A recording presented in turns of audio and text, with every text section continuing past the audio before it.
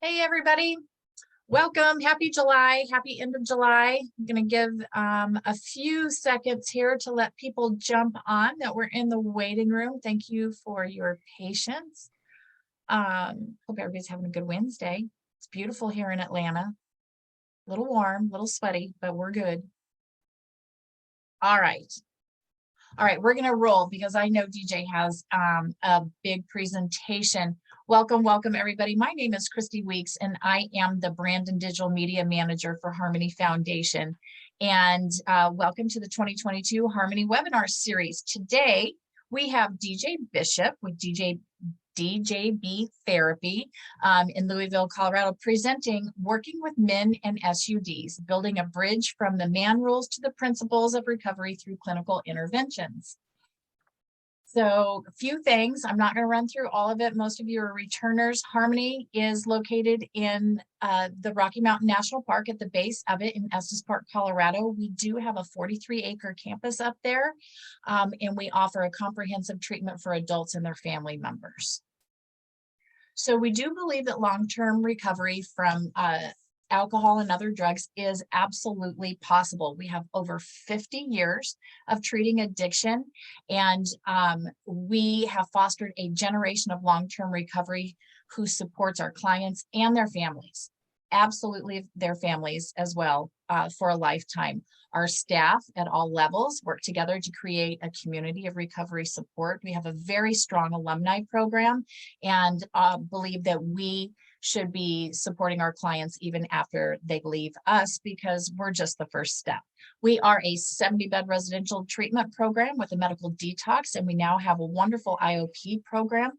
If you're interested in more details on any of the services we offer, you can find them at harmonyfoundationinc.com, or you can call our admission staff at 866-686-7867. We are going to cover a couple of housekeeping rules, not really rules. How about housekeeping items? We do record this webinar and it will be up on our website by end of day on Friday. So anybody who would like to access the information will have free reign of it. At that point, the presentation will not be eligible for a CEU credit. Simply because these are tracked. I am able to see who participates in the webinars while it's live and who doesn't. So you must be engaged for at least 45 minutes in order to receive the CEU credit. If for some reason you have to jump off early but would still like a certificate of attendance, go ahead and shoot me an email at cweeks@harmonyfoundationinc.com and I'll be happy to do that. So for everybody who will be receiving CEUs, please check your junk email because I tend to go to junk email on the regular, and that's normally where you'll find my emails. I will have them out by end of day on Friday. So give me a couple of days to get it all sorted out, but I promise you, if you earned one, you will get one. Just check your junk emails. If you still can't find it, go ahead and shoot me an email and I'll help you out. So as we go on, we today are lucky enough to have DJ Bishop with us. He is LPC LAC and he has his own private practice at DJB Therapy. So he is an experiential therapist who facilitates both experiential groups and individual therapy. He resides and practices therapy in Louisville, Colorado in his private practice, DJB Therapy.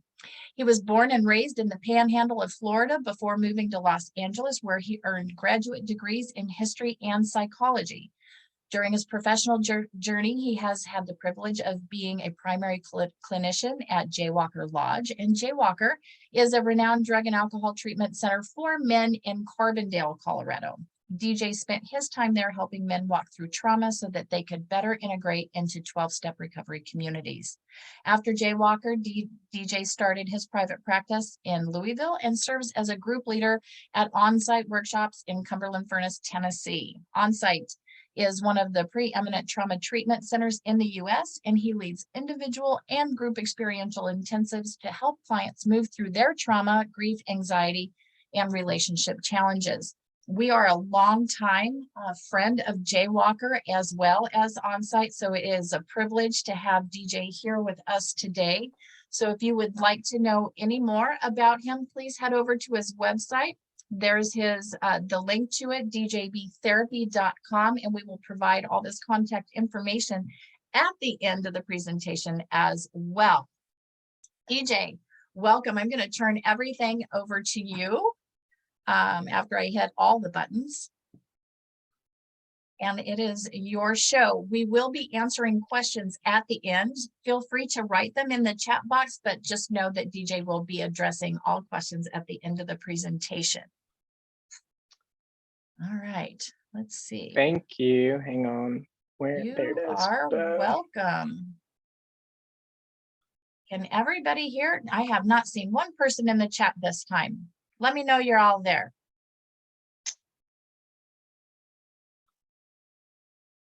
And I'm going to, while you're getting there, I'm going to tune out and let you have the show.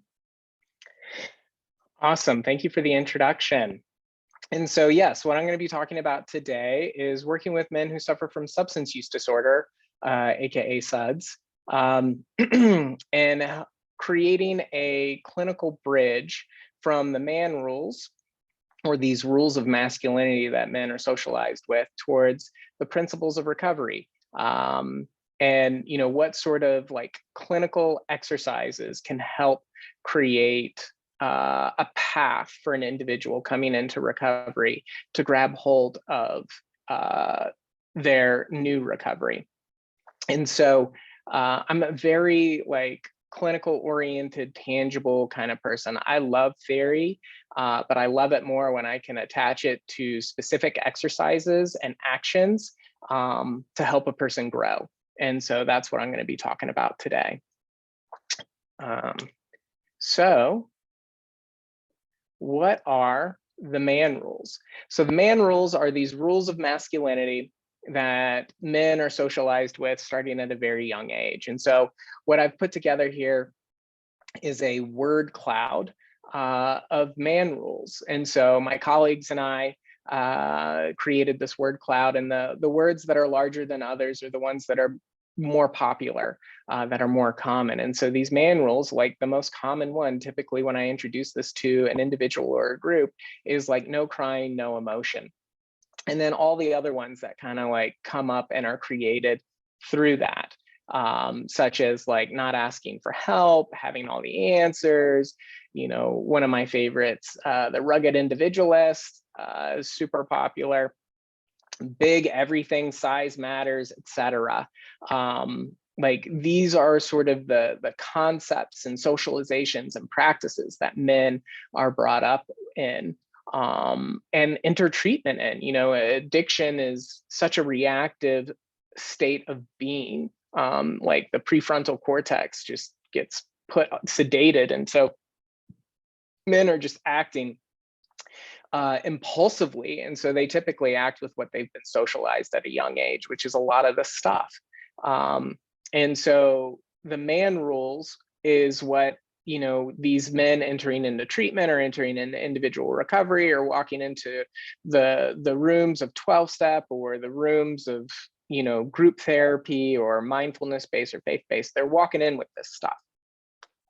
And then they get introduced to the principles of recovery. And the principles of recovery, aren't necessarily the 12 principles associated with each of the 12 steps. It can be that, but it's also so much more.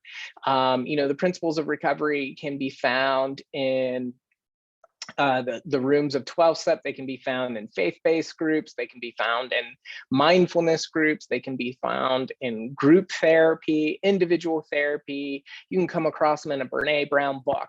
But these principles are more like the socialization, behaviors, beliefs, and values of a recovery community, however that is defined. And so the larger concepts, as you can see here with this word cloud, definitely center on like community, connection, asking for help, spirituality or higher power, values of like honesty and humility, and action oriented. So whereas the man rules are very like individualistic and isolating, the principles of recovery are very community oriented. And if you look at the two, you can probably pretty quick tell that they're opposites.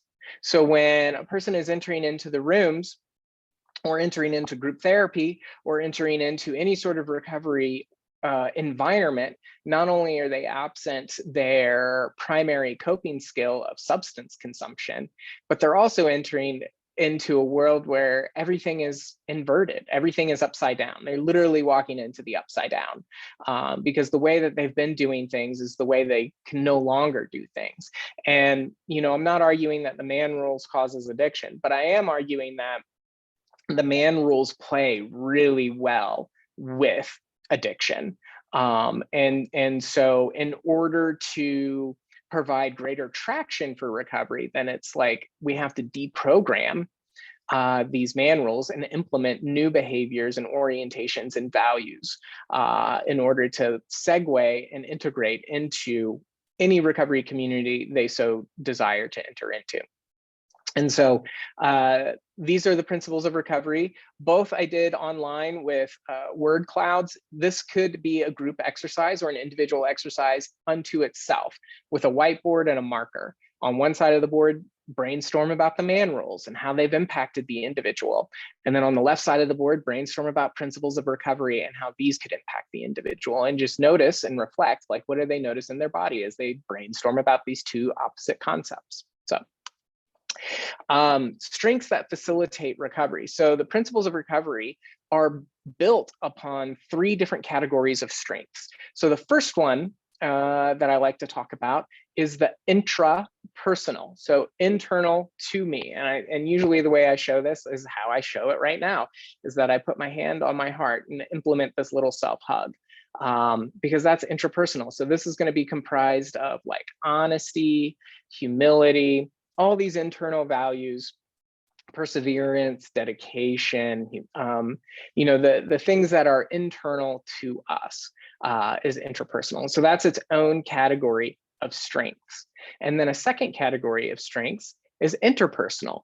And I usually reach out at that point, put a hand on a shoulder, right? Or a handshake, as I have it shown here in the Venn diagram. So interpersonal are external strengths. So other people, places, and things that we connect to that can provide us with guidance, strength, support, love, etc.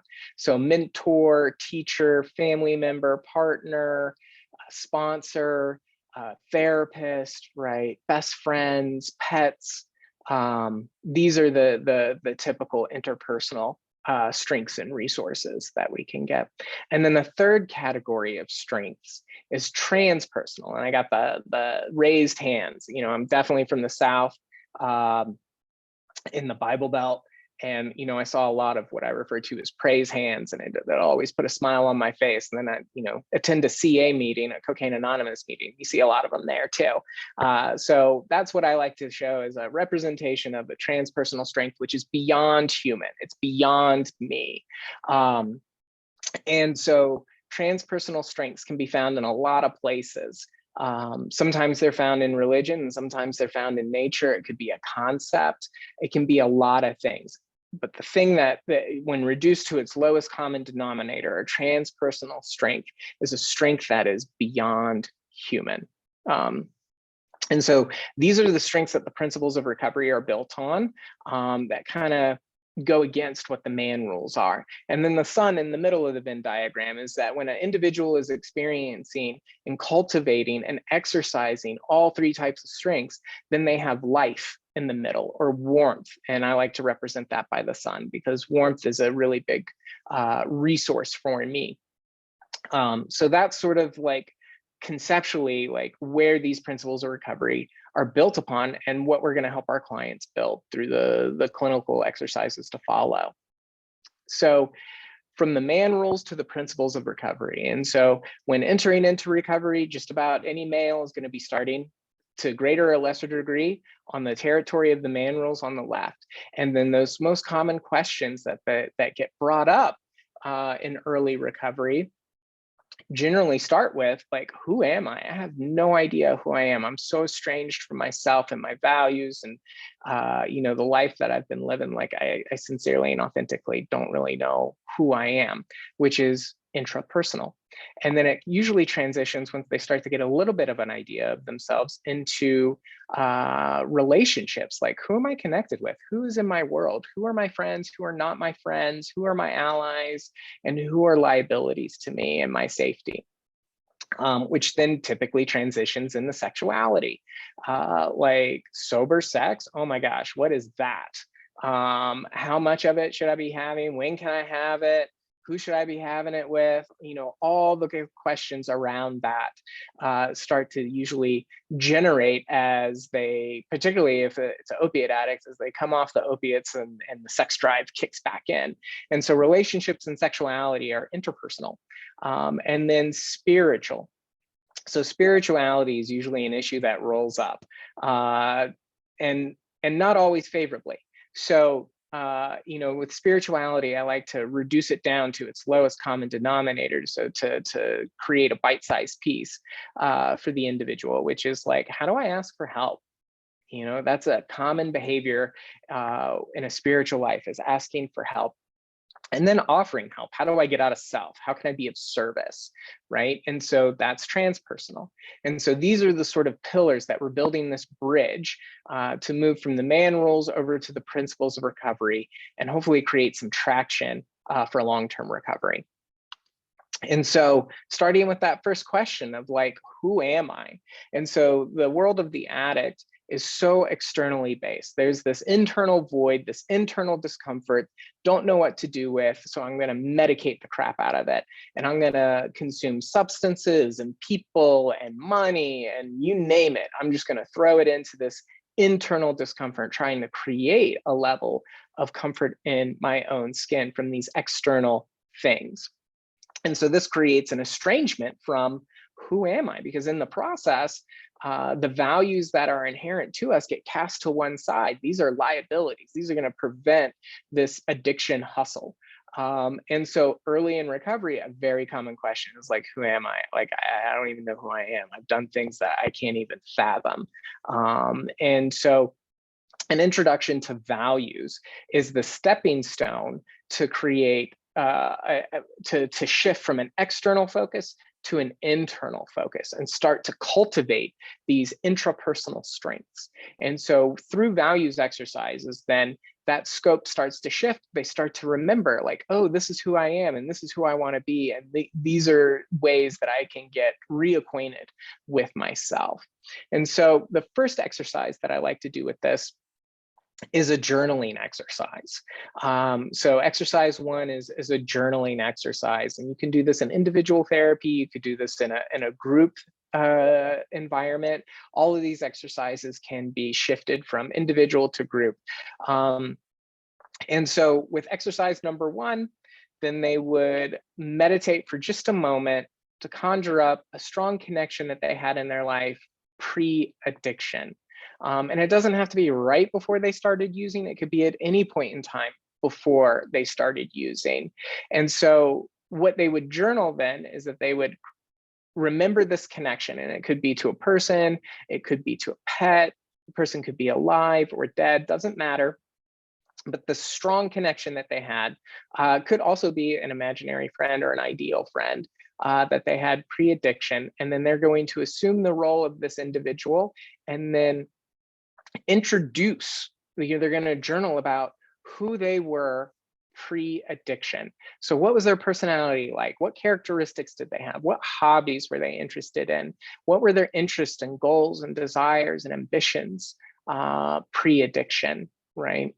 So for example, with me, then, my older brother, had a super strong connection with my older brother. And so then I would journal through the eyes of my older brother about maybe the 8-year-old version of myself. Who was that 8-year-old version of DJ? And then I would spend 10, 15 minutes, 20 minutes, depending on ego strength, or if it's an individual exercise or a group exercise or a homework.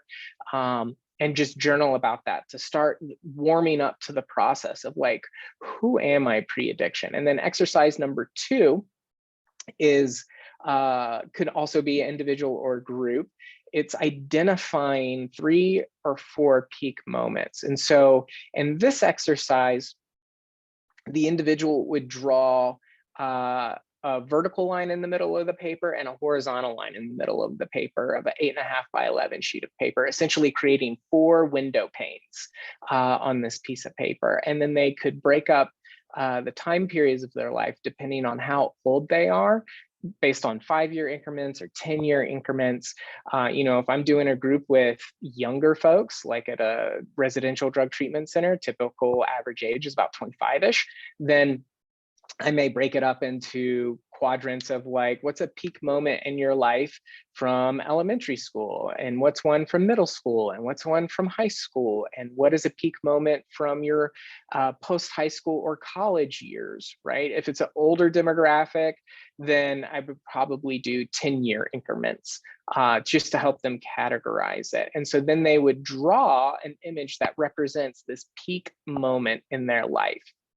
And that could be like hitting a home run in Little League, or scoring a goal, or graduating high school, or graduating college, learning how to drive, getting married, or having kids, you know, whatever it is that this moment in life that seemed to be palpable to them as important and prideful and transformative. That would be what constitutes that peak moment. So they would draw a representation of it, like draw a soccer ball if it was they scored the goal, or a baby if they became a parent, you know, something, whatever representation fits for them. And then they would have this, draw 4 of them, and then they could share either in individual therapy, share the story. Or they could share it in small groups. So if you had a large group of like 15 people, break them into smaller like dyads or triads or quadrants, and then have them share in their smaller group. And then the people who are listening would write down the values they heard the individual, the protagonist, share in that story. And the reason I like this exercise so much is that people have a tendency to identify values that they wish they had, that they want more of, versus the values that are inherent in them that they exercise on a regular basis. And so this particular exercise would help them identify the ones that are inherent with them that they exercise most regularly. As they share the story, their witnesses are writing down the values. And then at the end, then the witnesses read back the values that they heard the protagonist share in that story. And so these are my values exercises, kind of introduce and create stepping stones. You know, and as they continue this defrosting process in early recovery, they start to get their feelings. The other aspect of intrapersonal is these feelings. And so typically with men, it's anger. And so Dan Griffin created this anger funnel. And so here are all these feelings. They don't even know what these feelings are, and they get thrown into the anger funnel, and it comes out as anger, rage, and violence, just losing their temper, screaming at the top of the lungs like they've lost control over the volume of their voice, because there's this confluence of emotions that they're struggling to identify, and it just comes out as anger, right? And so what I like to do in that stage is a trauma timeline to kind of identify, like, where have they been, what has happened to them, what have they been doing, and what are some of the messages and feelings that they have around this, so they can start the process of making sense of this confluence of overwhelming emotion. And so a trauma timeline can be done in a variety of different ways. The line could be diagonal, squiggly, it could look like an S, it could be wander all over the place. This is a very simple, basic version of a trauma timeline that can be jazzed up in a variety of ways, but essentially drawing a line from left to right to represent a timeline. I like to do 5-year increments, and then they put points on the lines on the bottom half of the line of these painful life experiences that they've had, and then draw a representation of that experience. And I like to draw images versus using words, because it moves them into a different part of their brain. than what a word would be. Creates a deeper sort of emotional impact into the brain by drawing an image. And then the triangles, as you can see, the light gray triangles on here, those represent time span. So for example, on the left, from 0 to like 2.5, there's a triangle with the representation of a tornado. So sometimes I hear in these trauma timelines that, yeah, we moved around the world between the ages of 0 and 2.5 because my dad was in the military. And so we were just from one place to the next place to the next place. So even when my mom was pregnant with me, it was a very stressful environment because we were just kept moving. Every like 6 to 10 months, we had to move. And so that's, how I spent my first 2.5 years. I don't even know what that was like, other than it was very stressful and kind of all over the place. So that it could represent a triangle like that for a time period. That also could be like a very single event. So on the bottom half would be the painful life experiences. On the top half would be the experiences in life that they're proud of. So for example, here, the soccer ball. So soccer started at age 6 and went all the way to about 13, 14. And this individual really enjoyed playing soccer and being part of a team and sports, and had some flow and skill with this particular hobby, and just had a lot of joy with it. Or the books, at 16, not to say that the individual wasn't in school before, but maybe they started enjoying school at 16 and found some flow. Or the steering wheel for driving, or graduation beyond that, right?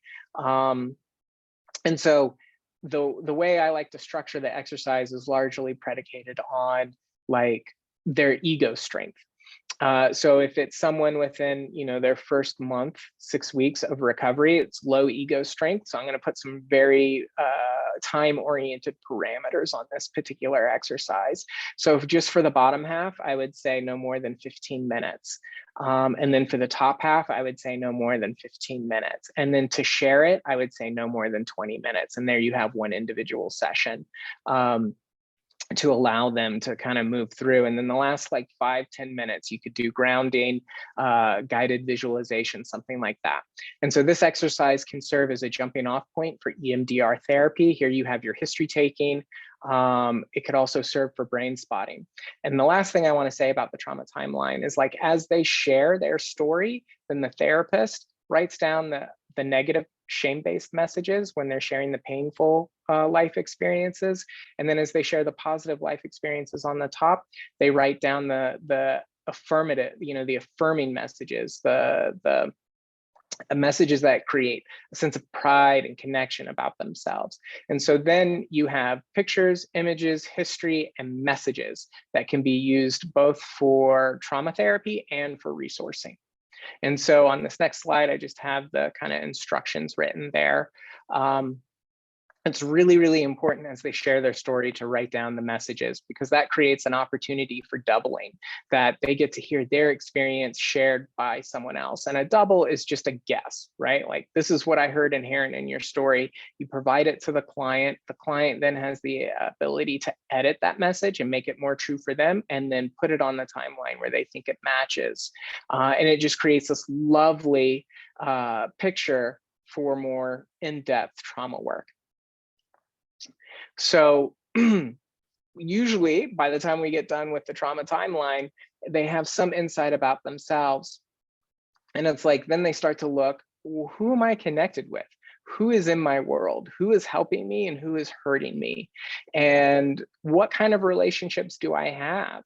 And so in addiction, it's largely based on transactional relationships, these very controlling, manipulative types of relationships. So if I present this way and say this thing to this person, then they'll do this for me, right? So usually the general concept of relationships and active addiction is like, how are you going to help me feed my addiction? What can I get from you? Or how can you provide access to my addiction? And if there's no assistance in that pursuit, then usually that person gets pushed away.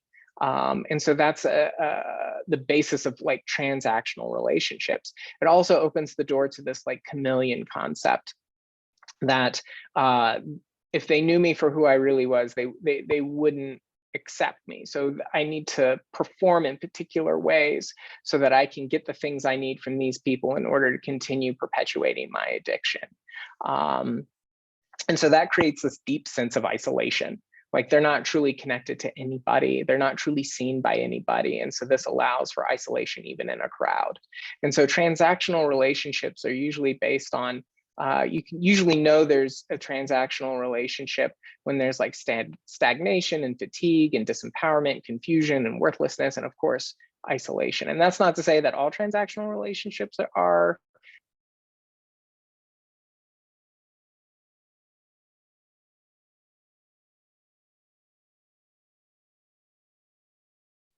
DJ, I've lost your audio.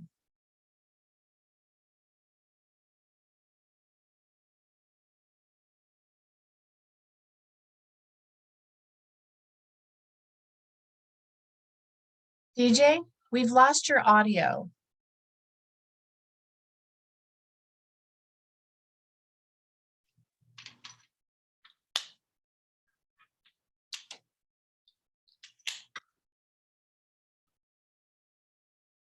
Can you all hear me?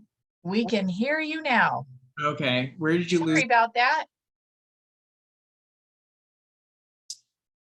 So transformational relationships are the ones that we get introduced to in recovery. Like the whole basis of recovery is transformational relationships, that when we come into these things, we have symptoms, but nothing terrible. So I'm happy. That is good to hear. DJ, we've picked up, DJ, we've picked up somebody else's call. Okay, give me just one moment. That's okay. You got a good group here. We're rolling.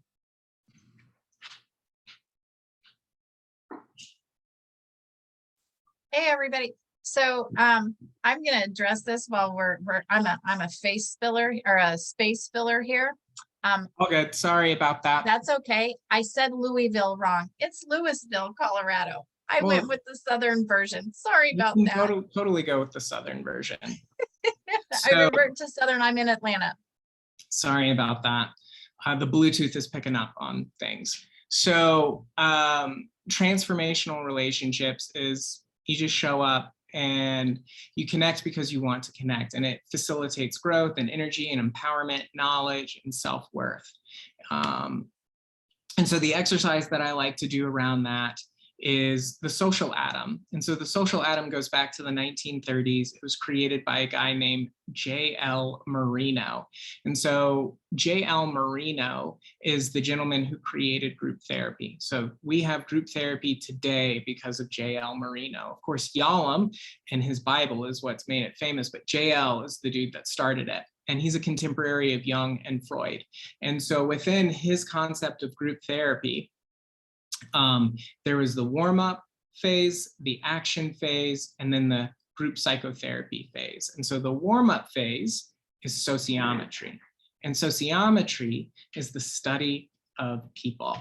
And so the social atom is a sociometric exercise to get an idea and insight into the nature of relationships of individuals.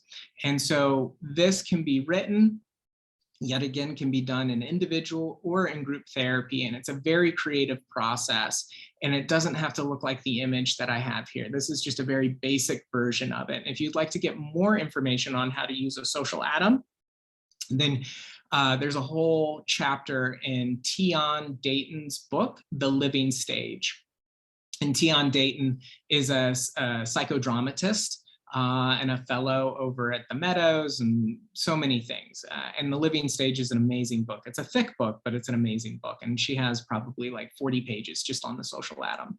And so the way I like to do a social atom is that on a regular sheet of paper, the client draws a shape to represent themselves. And so here we have the more traditional shapes. So circle for female, triangle for male. I like the star for transgender or non-binary. I also use a combo of circle triangle for that. But and these are just, you know, traditional ones. Square for like groups is what I like to, or organizations.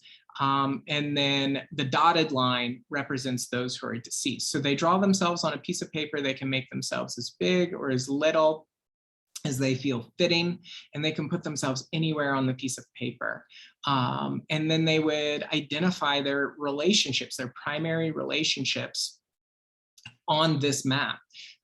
So the people that are close to them or not close to them, they draw in proximity to them. And if the relationship is a really big relationship in their life, then they can make the object really big. And if it's a really small relationship in their life, then they can make the object small. So it lends itself to a lot of creativity.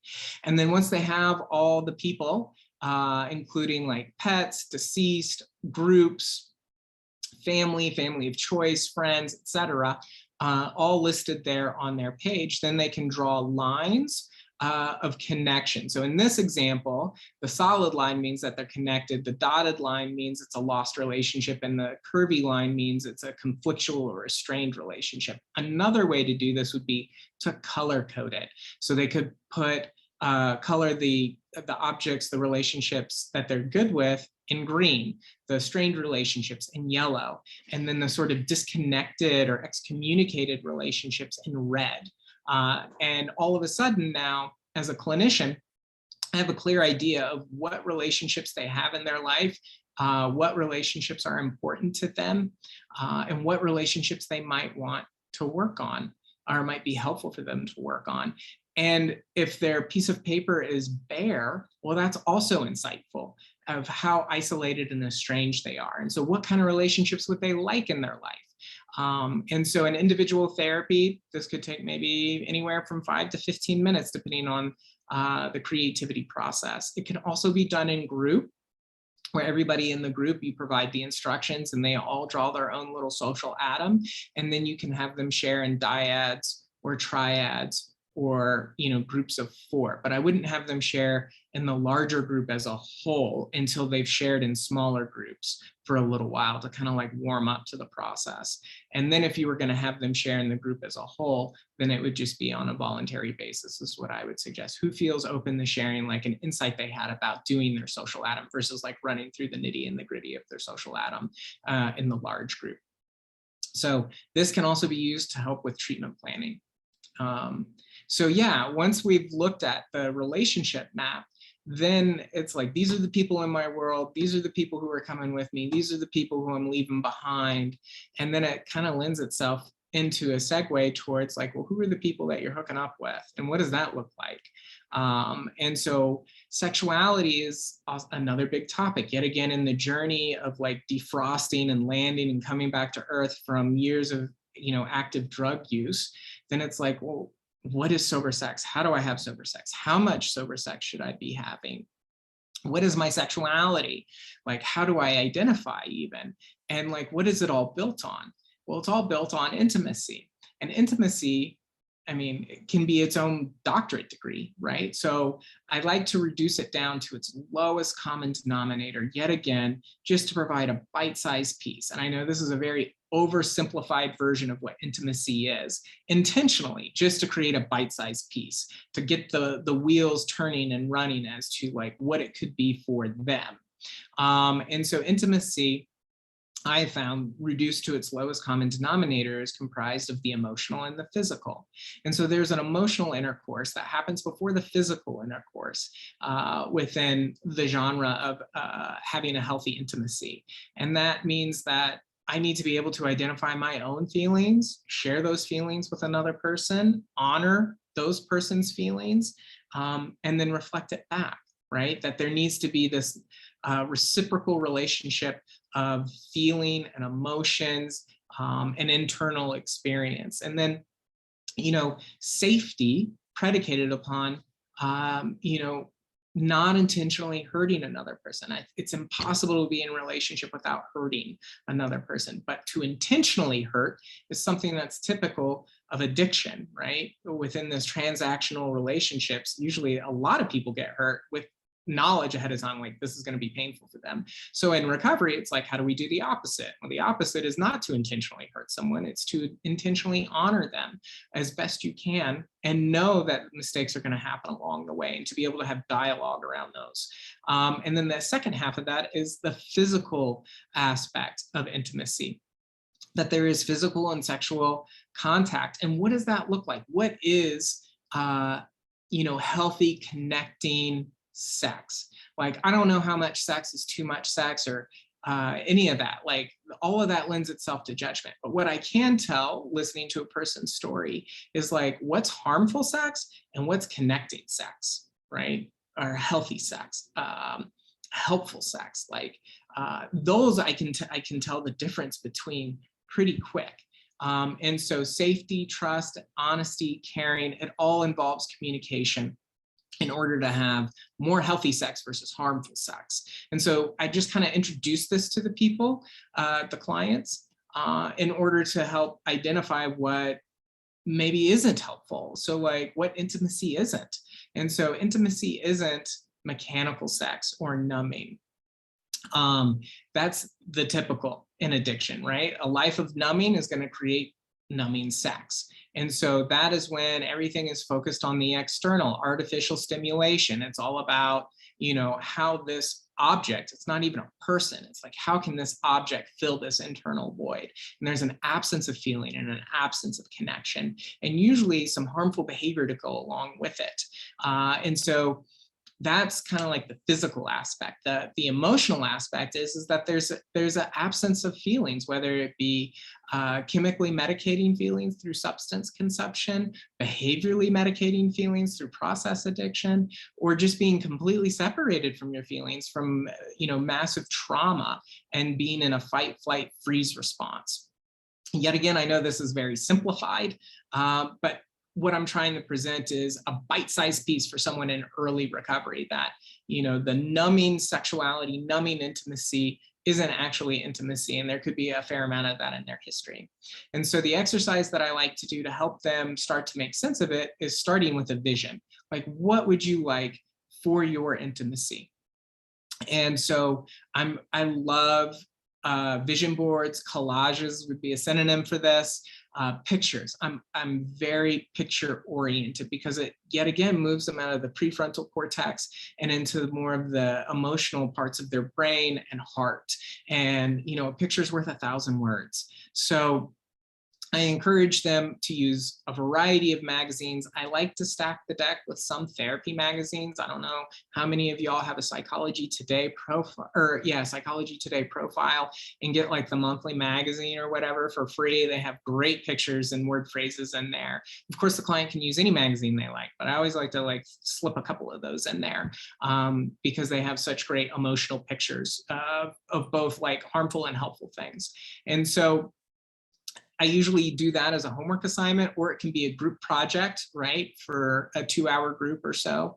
And then when they're done, some just basic process questions like, what was that like for you? What did you notice about yourself while you were making it? And how does this represent your vision, right?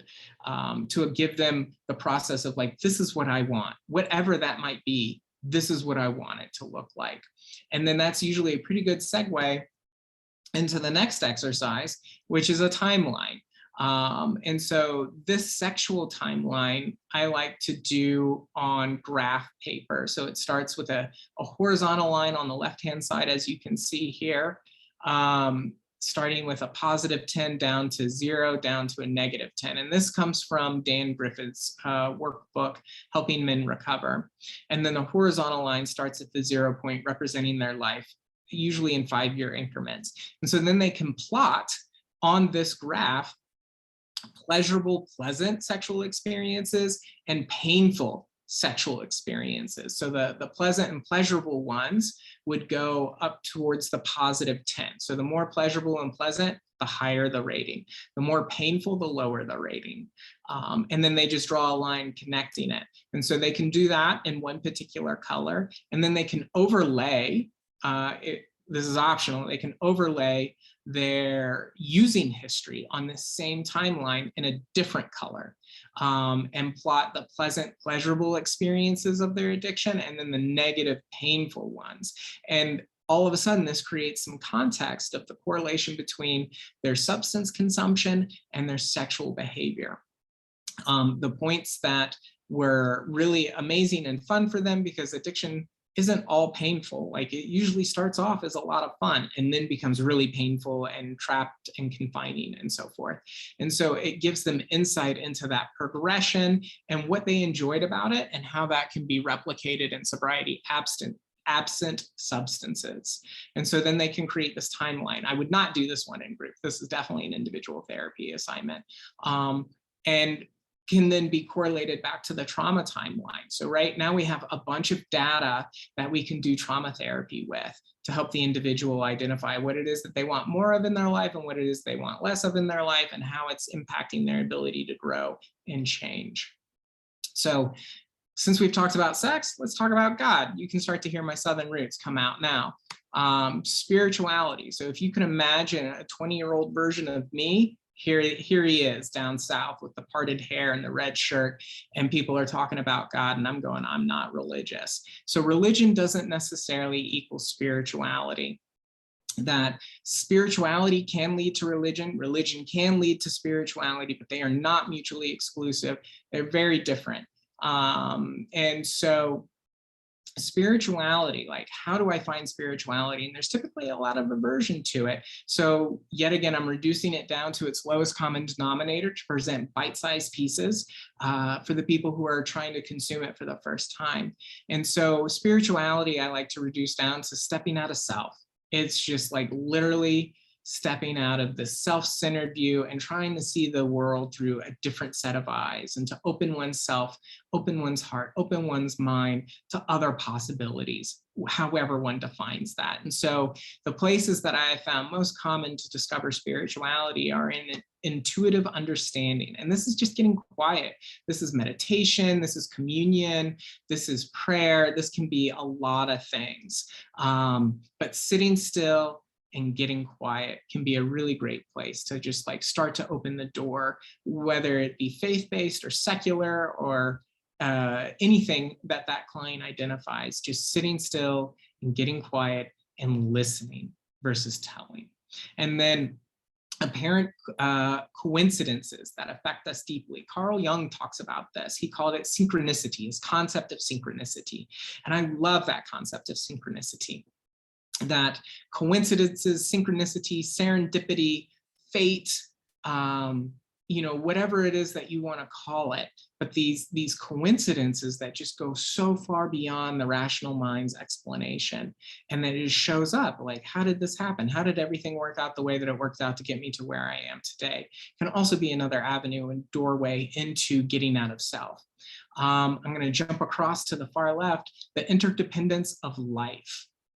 Right? Looking at connections, which kind of plays with coincidences, but the interdependence. So one thing impacts another thing, impacts another thing. And so like my most favorite picture of this, my two favorite most pictures of this is one, like a mentor working with a mentee, right? Like the mentor is growing just as much as the mentee is growing just through the act of spending time with each other, teaching and learning and growing collectively. That's interdependence. It can also, I love finding it in nature, like within an ecosystem. One thing helps the other thing, helps the other thing, helps the other thing, right? And they're all connected and dependent upon the other, but not in a like unhealthy codependent way, just in this healthy interdependent way.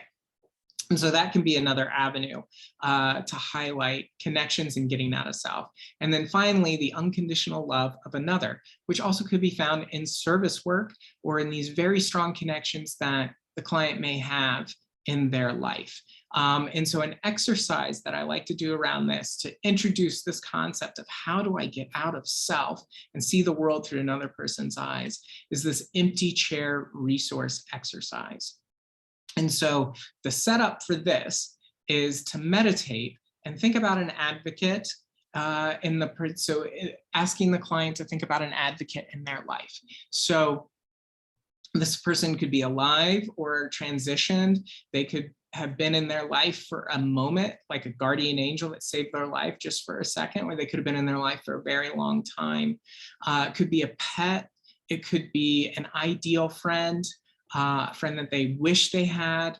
It could be, it's very open-ended, but essentially an advocate. And so once they have this advocate in their mind, this is an empty chair exercise. So for example, if I were to come up with one, would be my high school principal who really helped me through high school, taught me the love of learning. And so Mr. Holston would be the individual that's introducing me. And then I would get up and stand behind this chair and speak as Mr. Holston and introduce DJ to the room. And that room could just be the individual therapist, or it could be a group of individuals, like a small group. And then speaking through the eyes of Mr. Holston, I am now going to describe DJ. Like, what are his values? What are some of his characteristics, his behaviors? How did he show up? Why do I love him so much? What are the lovable characteristics about him? Why is this relationship so special? And then what's a message that I have for him that's going to help him today to do his work? And so then once that message is done, then I would sit back down in my chair and de-roll. So I'm no longer Mr. Holston, I am now DJ present moment. And then I would thank Mr. Holston for introducing me to the room, whether that's the individual therapist or a small group. And so this is like a resourcing empty chair exercise where they literally take on the role of another individual and see themselves through the eyes of this individual. It typically is a very emotional experience, and it can open up the door not only to resources, strengths, values, but that unconditional love and service. Usually the advocate or the angel or the friend, there's a service aspect to that relationship. They showed up for them and they exercise this unconditional love. So how could you show unconditional love and service to your community today, whether that's in treatment or outside of treatment, whether that's family or friends? What are some little things that you can do to like exercise this value of service in your daily world? And so that can create a brainstorm of service opportunities, right? So that kind of like highlights that asking for help and then offering help. That help can be offered at any stage. And so that's one of my most favorite empty chair exercises, really to like highlight getting out of self. And so there we've run through the self, relationship, sexuality, and spirituality, and we have crossed the bridge from the man rules into the principles of recovery based on intrapersonal, interpersonal, and transpersonal strengths to create an environment of connection, cooperation, community, compassion, and courage for the individual looking to transition into a recovery community. They have now experienced these things internally and externally in their world. They have experiential knowledge of the values of a recovery environment and stand better chance to grab hold of more of those, right? Now that they know what they are and they've experienced the healing from that, now they are more open to grabbing onto the things that they want in their world. And so that is the clinical bridge from the man rules to the principles of recovery. So thank you y'all for listening. And just a shameless plug about myself. So yeah, I have my private practice in Louisville, Colorado, which could also be Louisville, depending if you're Southern or not. And in my practice, I am starting 3 groups. So I have wait lists running on 3 different groups. The Professional Circle and the Men's Connection Project are very similar. One is for clinical professionals. So anyone who works in the therapy industry is open to the Professional Circle, not exclusive to therapists, just anyone who works in our field. And then the Men's Connection Project are for people who don't work in our field. And they are both experiential therapy groups, essentially to allow for the process of trauma using art, role play, reenactment. This is the stuff that I fly all over the country doing. I'm creating here in Louisville, Colorado for people, and they are closed groups comprised of 6 to 8 people that run about 8 weeks.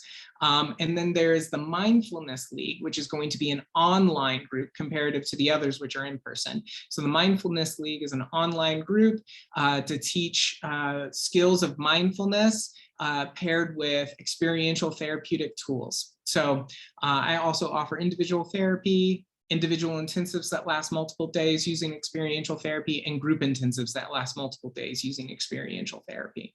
Experiential therapy is my jam. That's what I love doing. So that's what I'm passionate about. So any questions? Hi, DJ. I have asked them to throw them in the chat box. The biggest question I see right now is, will you be able to provide copies of the slide deck So if people request them from you? The slide deck, I do not feel comfortable sharing copies of. The exercises, if they do email me, I can put together like a rundown of the exercises of themselves. That I have no problem doing. Fair. Hope that answers everybody's question there. And just know that the webinar itself, this entire recording, will be available on our website by Friday afternoon. So you can run through the whole presentation and hear everything. And you have endless access to that. Hope that answers your question, Sarah. I know you just asked about the slide deck. And let's see, I've got a question that says, is your professional circle open to non-male identified participants? Great question. Yes. So the professional circle is a co-ed group. The Men's Connection Project is a men's group. And then the Mindfulness League is also a co-ed group. Right on. Anybody else with some questions for DJ? While I'm waiting for people to type them in, I just want to thank everybody for being here.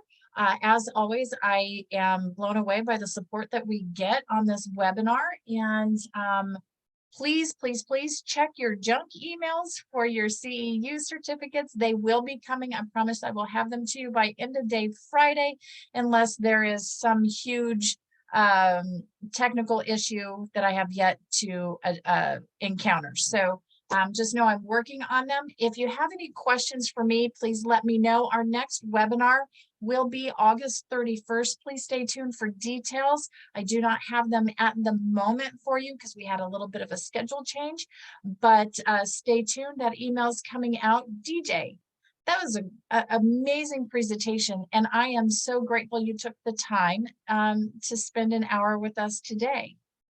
Thank you. It was such an honor and a privilege to get to share this with all of y'all. And I'm so sorry about the Bluetooth difficulty right in the middle. You know what? There have been times where I have forgotten to share my screen. So here I am talking about slides and people are just seeing my face. I have hit all the tech issues. So I trained them for you. So these little small ones, they're used to it with me. Gotcha. So everybody's saying thank you. Great presentation, DJ. We are very grateful for your time and energies. If you have any questions, as always, give me a shout and we will see you all next week. Awesome. Or month. Next month. Thank you, everybody. Bye.